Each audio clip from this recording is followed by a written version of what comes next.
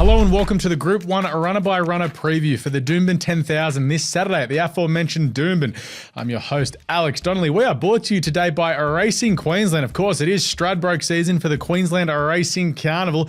A huge amount of Group 1s coming up over the next month and a half. It's going to be an absolutely brilliant carnival. Every year we see some emerging storylines and some superstars pop their way through. I can't wait for it. We start off with the Doomben 10,000 this weekend. Now, the rail is in the true, and we are on a soft 7 now, recording this early in the week. So, look, hopefully we do get a bit of a drying surface there on Doomben this weekend, so it's a fair track for one and all. Now to the speed map. Look, speed looks pretty good in this race. Overpass Zarastro, Hidden Wells should roll forward. Rothfire's always there, and you'd think Schwartz, this is his final start before he goes to stud. He'll be making every post a winner. They won't go out the back hoping for the best. As said, we are going to go through all of these horses one by one. 16 in the field with Estriella, an early scratching in the race. Start off with number 1, Overpass, Bjorn Baker and Josh Parr. Beaten his favourite last start in the Quokka, which was a bit weird because he's never really fired second up in the past, yet he went into the Quokka second up. Now, go back last preparation. He won the Sydney Stakes first up on Everest Day, then was average in the VRC Classic, and then bounced back to win at the Winter Bottom over in Perth in good style. He's a very good horse third up from a spell. He doesn't want the track any wetter, though. He's got nothing from 4 starts on heavy going. But look, third up from a spell, he can definitely win this. Of course, he ran second in this race to Giga Kick a few years ago. Number 2 is Schwartz for John O'Shea and Tom Charlton. Craig Williams takes the ride here with Blake Shin being suspended. Look, Barrier 11 here is a little bit sticky, but Willow, this is this horse's final start, and winning another Group 1 would be excellent for his stud value, of course, going off to Rosemont when his career finishes. Won the William Reid at his last start. 2 trials coming into this have toughened him right up. Look, he should roll forward. He's done his best racing when he's on forward. He's a pretty uncomplicated horse. You put him in a good spot, he'll give you a kick and always run his honest race.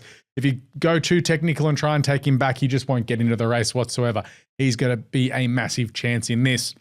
Number 3 is Marzu. He won the Hallmark last start, as he did in 2024. Rachel King on board from Barrier 13. Look, this horse is just an old marvel. Of course, he's won this race in the past when Sammy Clipperton rode him. You'd think he'd want it just a little bit wetter to show his best. Of course, 8 starts on heavy tracks for 5 wins and a couple of placings. And look, he did beat what would we consider the B graders at his last start. And then you have a look through at his runs in the Challenge and the Star Kingdom, and he was okay. He was well beaten in the Lightning first up. But go back last prep when he was 4th behind Bella Nipotina and Sunshine in Paris and the Russell Balding. It has him in a race like this if he brings his best. Number 4 is V8 for Tony and Calvin McAvoy. Andrew Mallion takes the ride from Barrier 9. I struggle to see how this horse is going to win. Of course, gelded coming into this preparation. And look, last prep, he really didn't set the world on fire at all. Ran in the Manicato, did nothing in the Silver Eagle, and then was in the Golden Eagle, and he was out the back there.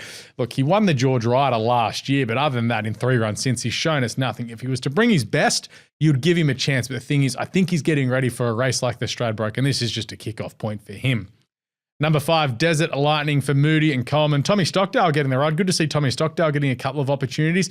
He's another horse who I think will be suited next start in the Kingsford Smith over 13 at 50, stepping up in distance at his next run. That's going to be much more suitable than the 1,200 metres here. I just don't think he has the necessary class to win a Group 1 weight for age race over 1,200 metres. But look, he's coming into this in good form. He was solid enough last start in the All Age behind Jimmy Star, beaten 3.5 lengths, but he did start 100 to 1. He needs a little bit further. Number 6, the Marvel or Rothfire for Robert Heathcote and Tim Clark.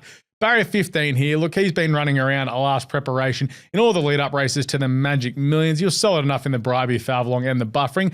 And look, I thought he was quite good first up in the Victory Stakes. He was big odds there. He led, he gave an almighty kick and was run down there by Libertad and Jedabeel. But look, he's going to be much fitter in this second up. 11 starts second up for 5 wins. Tim Clark does seem to have a handy record when he gets aboard a couple of Rob Heathcote horses over the carnival as well. If he's left alone in front, he'll give an almighty kick and be hard to beat. Number 7, Golden Mile. He was the eye catcher in the Victory Stakes for mine. He sat back and absolutely crushed the line there. First time he'd shown us something in a little while. Obviously, he went to stud, didn't fire at stud, just come back. He's had a couple of runs at this time in Victoria Handicap and then the Victory Stakes. Look, he was good there. He's one I want to keep on side now that he draws much better. He was 16 of 16 last start. Draws Barrier 1 here. He can settle a little bit closer for sure. And if he does do that and does get the breaks at the top of the straight, he could be in the finish here because it is such an even race. And I think he's going quite well this time in, just a little bit under the radar. He's pretty big odds as well at about 50 to 1. So I'd have him on side. Number 8, Zarastro. Look, last time over 1,200 metres, he smashed them when winning the Magic Millions sprint. Of course, that being at the Gold Coast, and then was just okay a last start in the Ascot Handicap. He did have 61 kilos, drops in weight. Has had a trial since. That was 5 days ago as I'm recording this now on the 8th of May, and was quite good in that trial. Look, barrier 7, you know what he's going to do. He's going to jump, he's going to run, he's going to kick, and if he gets left alone, he's going to be hard to chase down. I just don't think he's a Group 1 winner though, so I'll take him on here. Number 9 is Libertad for Annabelle and Rob Archibald. Jamie Mott keeps the ride here after the last start win at big odds in the Victory Stakes. Now look, if you went through his best form and you knew you were going to be able to trust him second up, you would have had something on, because at his last run before going out for a spell, I know it was a year ago, but he ran third to Jolie Star and Hedge. Now that form is more than good enough. He was third in an Arrowfield sprint, hitting the line quite well. He's always a horse that's had a little bit of a boom on him, and he's always sort of threatened to live up to it. He's still a colt, so winning a race like this would do tremendous for his stud value. Like, he's going to be pretty decent odds once again, but look, the way that he won last start, he showed that he's back and he's in good form, and he's one that you may want to keep on side, because he sat right there. He's got a tricky gait, but look, he's always a horse that I thought has had plenty of talent. Number 10, Jetabil, Brad Widdup, Tyler Schiller, barrier 3. A good jockey change here with Tyler going aboard. Has a good record on this horse. Did win the challenge a couple of starts back before being beaten 5 lengths in a Galaxy, and then was just outclassed in a TJ sprint behind Briasa and Overpass. I sort of think that's where Jetabil sort of sits. He's probably sort of a Group 2 type or a low weighter in a handicap. I think at weight for age, he may be found out just a little bit, but he's as honest as the day is long. 21 starts for 8 wins. He's won nearly $1 million in prize money. He's going to put himself on speed and be hard to beat.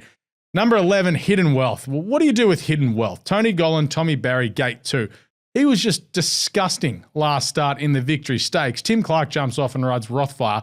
You go back when Tommy Berry won on him when leading all the way in the cutest Magic Millions race over 1,300 metres. But before that, he'd run last as an even money favourite. And before that, he'd won the George Moore.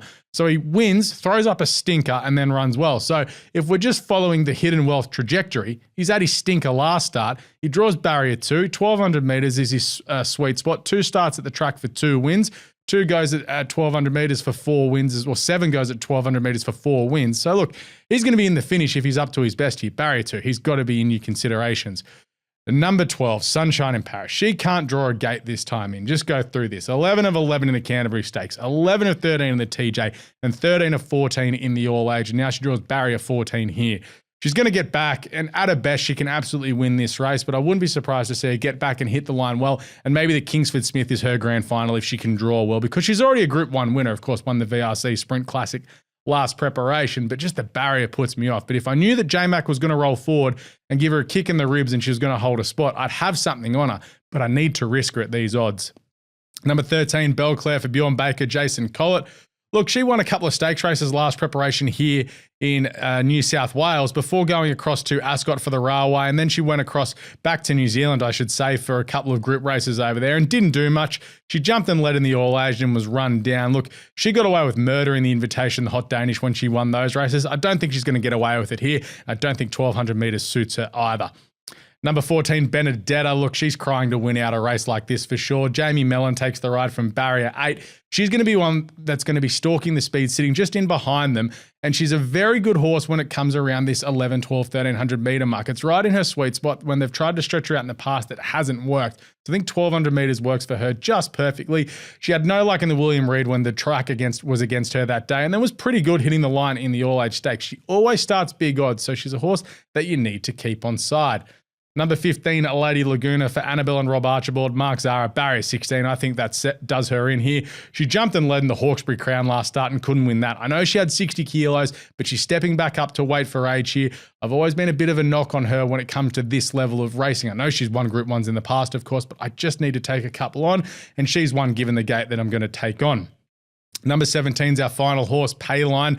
Look, was okay enough in the Victory Stakes, hitting the line last start, but best win was at the Sunshine Coast in the race meeting that was moved from the Magic Millions on the Gold Coast to the Sunshine Coast. When she won the Syndicate, she got up the fence, got the greatest ride of all time from Damien Lane, and prior to that was running around in benchmark races. I can't have her. Probably will be about 100 to 1. So that's all 16 runners are previewed one by one here for the Doomben 10,000 this weekend. Of course, brought to you by Racing Queensland and the Stradbroke season. It is their racing carnival in the next couple of months. Look, I'm going to have something on Golden Mile at big odds in this race. I feel like he's going to be very hard to beat here. I know he's huge odds, as I said, but I think the gate change here from 16 to 1 really suits him as well. But I do think Overpass is the horse to beat. He's your deserved favourite, but I'm going to back Golden Mile at big odds this weekend in the Doomben 10,000.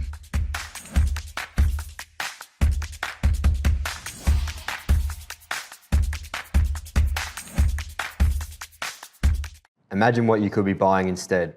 For free and confidential support, call the number on the screen or visit the website.